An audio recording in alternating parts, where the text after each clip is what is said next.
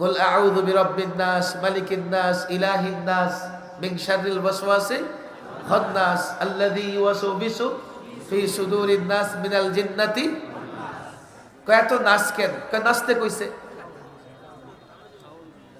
এই সূরায় কি আল্লাহ নাচতে কইছে? নাস শব্দের অর্থ কি বলেন? নাস শব্দের অর্থ কি? আরো জোরে বলেন, আরো জোরে বলেন। তাইলে এই কোরআনের এই ব্যাখ্যা করে, এইভাবে কোরআনকে উপস্থাপন করে কোরআনের সঙ্গে ঠাট্টা করেছে, কোরআনকে বিকৃত করেছে, কোরআনকে বিকৃত করে মানুষের সামনে উপস্থাপন করছে।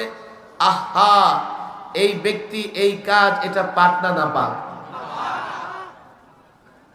আমি এটাই বলি, তাদের নামে এবং কামে মিল আছে। কথা ঠিক না বেঠে?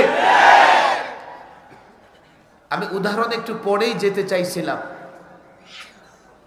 একদল আছে সরাসরি ইসলামকে অস্বীকার করে,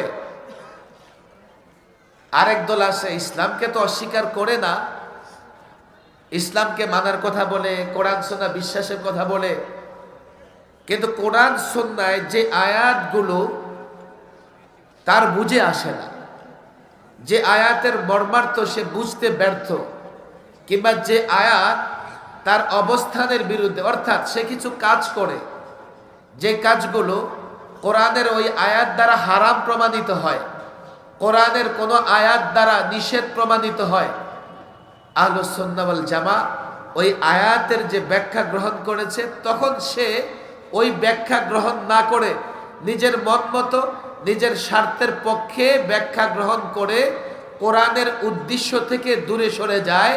তো যারা সরাসরি কোরআনকে অস্বীকার করেছে, অস্বীকার করে কাফের হয়ে গেছে, সেও কোরআনের বিকৃত অর্থ মর্মার্থ গ্রহণ করবার কারণে কাফের বেঈমান হয়ে গেছে।